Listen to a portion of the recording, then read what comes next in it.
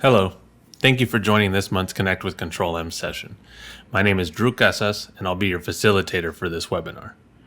Today, we will explain how to make the most of the new features in Control M Automation API 9.21.300. We have three presenters today from the Control M support team: Froylan Reyes, Brooks Gillis, and Ronnie Cabrera. We recommend going to full screen mode during this presentation by pressing the full screen button. Please note that this presentation is available via the Files pod at the bottom of your screen. For any questions you may have during the presentation, please post them in the Q&A pod. We will be addressing your questions at the end of the session. Today, we'll explain the topics you see here regarding new features in 9.21.300 for Automation API. We'll demonstrate deploying jobs using resource and lock resources with identical names. Then we'll discuss how to failover and fall back the Control M server in high availability. Lastly, we will demonstrate how to change the JRE package for Automation API. Afterwards, we'll take your questions during the Q&A session and give you the opportunity to provide your feedback. For our first demonstration, Froylan will demonstrate how to deploy jobs with lock resources and resource pools with identical names. Froylan, please go ahead. Greetings and welcome everybody. My name is Froylan Reyes from the Control M Technical Support Team, and today I will be briefly discussing the new functionalities of Control M API for version 9.0.21.300, and will also include a few demos. For today's agenda, I want to provide a friendly reminder of unsupported versions, minimum Java requirements, browse through API functionalities. I'll also do a demo for bypass and duplicate resources, and finally, some documentation links to assist you. For the latest version of API, you are now able to perform these actions programmatically. You can perform a validation test on your connection profiles, centralized connection profiles that is. You can now run jobs, or at least force a job to run now. It's currently colored in orange because I'm performing a demo for this particular function today. We will now have Control M server configuration management. And this is also in orange because I'll be performing a demo and not allow duplicate resource names. From previous versions, you were not allowed to export a JSON file whenever the job had duplicate resource names. So this new parameter will allow you to do that now. You've also control over your HA environment. So you can perform this programmatic as well. And lastly, if you need more information about what's new, I have pasted the link of our documentation down below. We also want to remind everybody that these operating systems are no longer supported and that Java 17 is now required. For our first demo, we will cover the new option for bypass. The syntax is as follows. It requires either a job or folder ID, a JSON file which has information on which restrictions you want to bypass. I will show the contents of the JSON file in the demo, as it can also be retrieved from our documentation. If you attempt to use this prior to upgrading the latest version, this is what you receive. Let's now go to my EM server to run the same command after upgrading Control M API to version 9.21.304. This is an example of a job that we will order today. As you can see, it has a number of requirements. Some are even identical, but it doesn't really matter if it's identical, but it requires multiple resources to run. So when you order it, you need to bypass these requirements.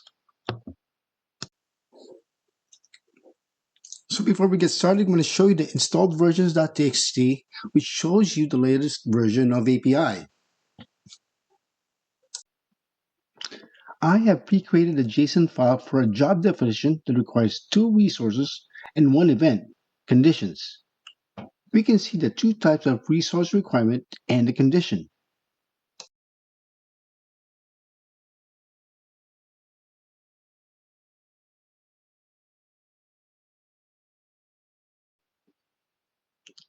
We can now order this job to place it on the AJF. On a successful order, it will produce a run ID, and that run ID will allow us to use the get status to get more additional info about the status of the job. One of the information that the status gives us is an order ID. And we can use that order ID to find out what the job is waiting for.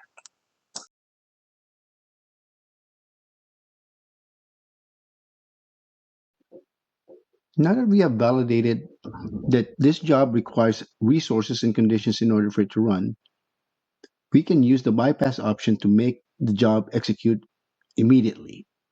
And for that, we can use the CTM bypass option, and this function requires that we provide a JSON file. I have pre-created this JSON file according to the documentation. When we run this command in this new version, as you can see, it succeeds. Checking the status of the job, we can see that it ended okay.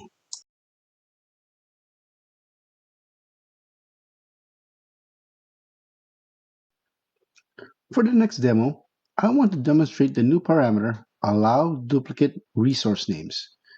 This will allow the export of jobs in JSON format if the job has identical resource names. By default, it is set to false, so we need to reset that. Let's go ahead and switch to our Unix environment.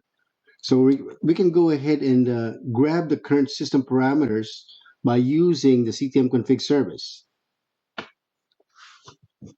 And as you can see, when we grab for the allow duplicate resource name, it currently set to false.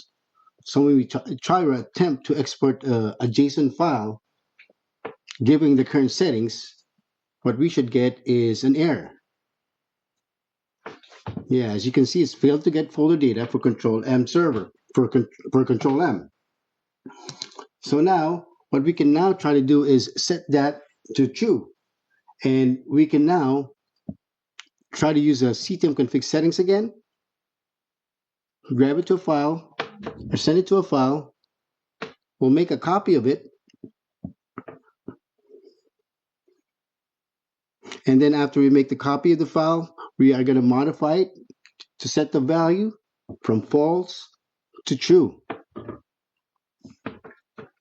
So we're going to go down and we can see the values now for allow duplicate resource name. We're going to change that from false to true. Oh, a little bit typo here. There you go. We'll save it. After we save it, we're going to go ahead and push this data by also, again, using the CTM config service, providing the file that we just modified. And it's going to take a little while. It's an update to the system parameters. It's an update to the database. So it sometimes can take and clock a little bit, but it's eventually going to get there. We're getting a little bit of error, but that should be good. We can now validate whether that setting, or at least that configuration setting, was set by running the same config system's getting, and now it's set to true. So now if we try, so as you can see, it's now set to true. So if we try to export the job now in JSON format, this should be successful.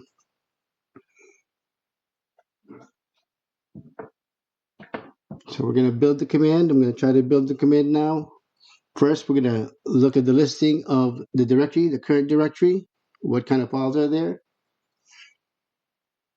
And let me build this and paste it. And here we go. And it should create a duplicate WCM CM.json file.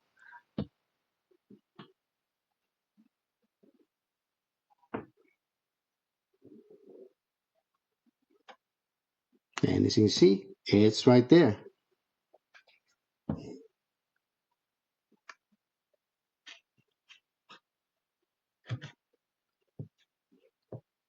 Thank you. Thank you, Froylan, for that demonstration. Our next one is about how to failover and fall back on Control M server high availability using Automation API commands. We have Brooks who is going to lead us through this demonstration. Brooks, please go ahead. Thank you for the introduction, Drew.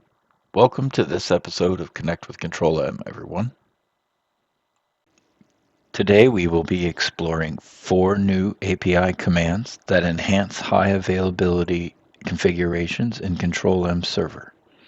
These commands offer greater flexibility in managing your HA environment, allowing for manual fallback, real-time status retrieval, database replication, and synchronization. Let's take a closer look at each one. To keep the secondary server's database up to date, use config server replicate database. This ensures data consistency in preparation for a potential failover. For ongoing synchronization, config server database activate sync maintains continuous updates between your primary and secondary databases, reducing the risk of data loss during a failover. The config server fallback command enables you to manually transition your Control M server from the secondary back to the primary after a failover event. This ensures operations return to the preferred server once it's ready. Need to check your HA environment status? The config server high availability status get command provides real-time information on the current state of your primary and secondary servers, helping you make informed decisions. As we know, the failover and fallback processes can take a bit of time to complete, so we can run this great tool as many times as we need to monitor the progress of a failover or fallback. Next, we will demonstrate two of these commands in action: config server fallback and config server high availability status get. Here we can see I have logged into my primary Enterprise Manager server. Before we execute a failover or fallback, I'm going to run config server high availability status get to confirm the status of the primary and secondary and confirm which node is currently active. Scroll up a little bit and we see the status says warning and the high availability status is moved to secondary. It's normal to see warning when failed over to secondary like this because the services are down on the primary Control M server. The process status showing OK on each step shown here tells us the failover process completed successfully. There are 5 steps shown with their status and timestamps for start times and end times. Validations, where the system verifies failover requirements. Shutting down the Control M server on primary. Switching control to secondary host took control, and starting Control M server on secondary based on the desired state. During a fallback, it will show the opposite. And let's check that out, shall we? Now we will manually revert back to the primary Control M server. I'm going to execute CTM config server fallback with the hostname. We can see it's initiating, and we get the message fallback triggered. You may keep track of the process using the high availability status API. What do you know? Well, let's do that then. Let's check here. And what do we got? All right. We see the warning because the microservices haven't completely come up yet on the primary. So let's give it a moment and check again. Oh, look, now we have the error. Okay. Excellent. So all the steps show okay. I understand we have the error. That's pretty normal right before everything comes up. It's usually from everything else being up except the API gateway service, app update service, job info service, and CTMS order update service like we see here.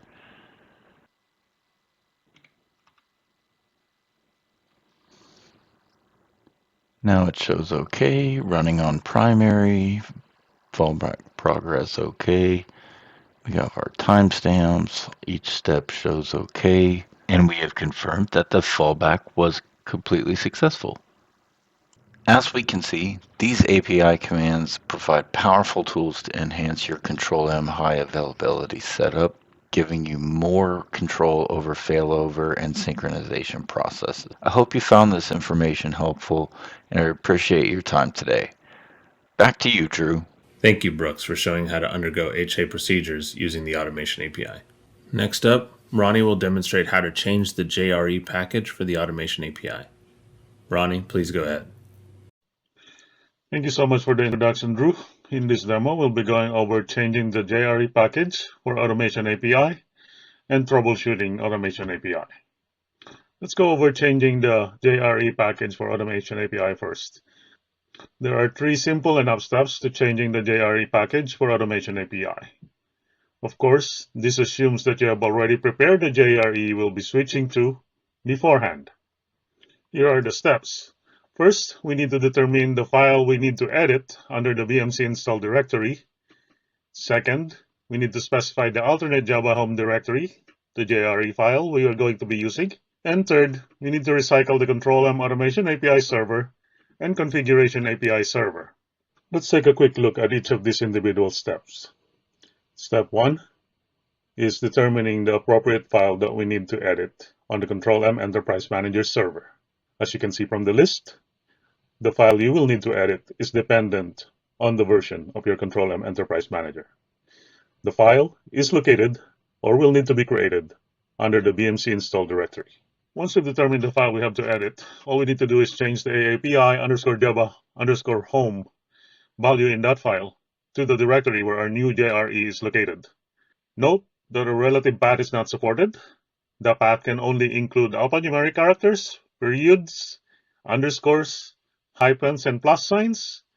On Windows, spaces are allowed, but a network path is not supported, and the path must be enclosed in quotation marks. After making a change, we simply need to issue the stop commands for emres_srb and emconfig_resrsb processes by issuing the emres_srb stop and the emconfig_resrsb stop. The servers will automatically restart. Let's go ahead and demonstrate this on an actual system.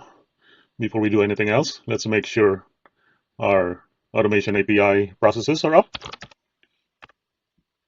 As you can see, we have the emres_srb process, the emres_srb process, and the emconfig_resrsb.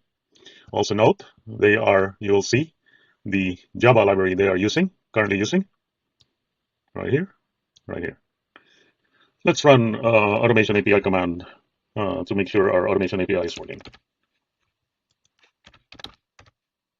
This command will display the status of a job. As we can see, Automation API is working. It was able to respond to our request. Now let's go ahead and make our edit to the external Java .dot file. We need to cd to the VMC install library. And let's look for the file that we need to edit. File that we need to edit is not that one. External Java path 9.0.21.300. Before we make any changes to that file, let's back it up. Now let's see what the current content of the file is.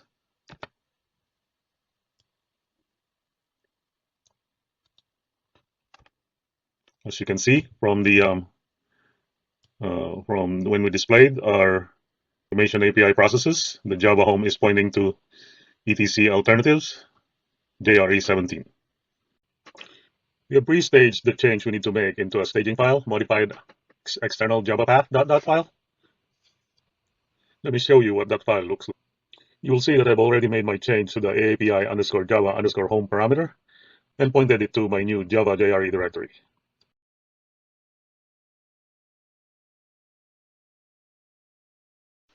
So since I have that file pre-edited, all I have to do is copy that file into the file that is going to be used by our Automation API, which is external Java path 9.0.21.300. And so if we cut that file now, it will now have the change that we want to make. It is now pointing to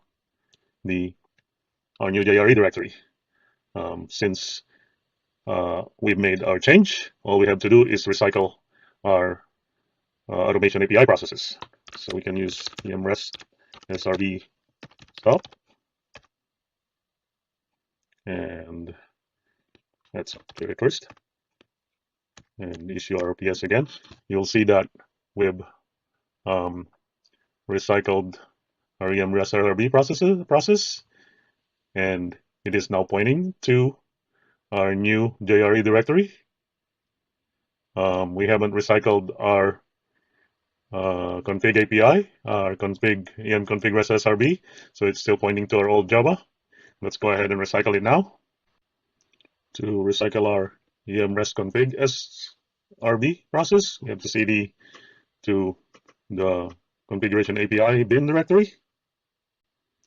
To recycle our em-res em-config res SRB style. Now that we've issued that command, let's issue our ps-eap grep em res SRB again. Check our processes, and now you can see that both our em-res SRB is pointing to the new JRE directory, and our em-config res SRB process is also pointing to our new JRE directory. One final test. Let's issue the same automation API command that we issued before. As you can see, we get the same result. Now let's proceed to the troubleshooting section of our demo. Here are some things we need to check to make sure our automation API is going to work properly. We've seen this in the previous demo. We need to check that two processes, em-res SRB and em-config res SRB, are up. We need to check the Tomcat is up using the em-web_status command. We need to check the configuration file for the set ports. Make sure that we don't update the automation API properties. And we need to check that the two ports are taken. We can check that through the netset command. Let's take a quick look at these things to check. You've seen us check for our processes in our previous demo.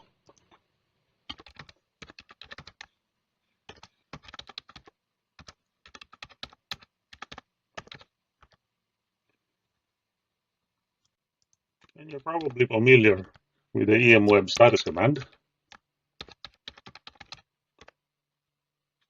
You see the web server is up.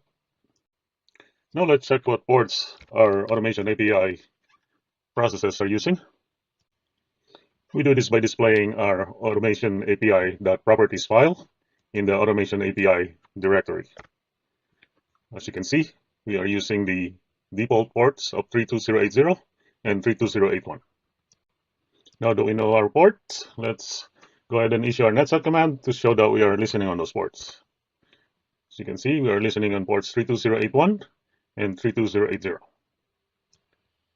Another part of troubleshooting is knowing where the logs are and how to set the log level into debug. The logs for the API server are in the log directory of the em home directory. To change the log level, we use the automation API config tool when setting it to debug, as well as when setting it back to default. Let me show you a quick demo of these two things. If we cd to the log directory of our em home and do an ls-ltr for em-res-asterisk, we should see the list of our API server logs. If we cut one of those, we should see that it contains nothing but mostly informational messages. Do an ls-ltr automation API to debug. We issue the automation API config -SLL all :debug. And if we cut the same log we cut before, we should see that debug logging has started. To set logging back to default, we simply issue the same automation API command with the default value instead of debug. That's all from my side. Now back to you, Drew. Thank you, Ronnie, for that demo. All right, everyone. That concludes our session for today. On behalf of Froylan, Brooks, Ronnie, and the entire Connect with Control-M team, thank you for spending some time with us today. We look forward to you taking advantage of these features that we saw today in your environment. Stick around for the Q&A session where we will take your questions. But first, you can learn more about the BMC Education course, Control-M Fundamentals Operating, by clicking the link in the links section below, or you can visit the bit.ly link you see on the screen. Your feedback shapes our future webinars. We would appreciate if you will take a moment and answer a few questions for us in the survey that you will receive later today. You can find Control M on Facebook, Twitter, LinkedIn, and YouTube. Links for each can be found in the links section below. You can watch previous webinars on the Control M channel on YouTube. Today's webinar will be posted there within a couple of days. Let's kick off the Q&A. As a reminder, you can enter your questions on the Ask a Question section at any time.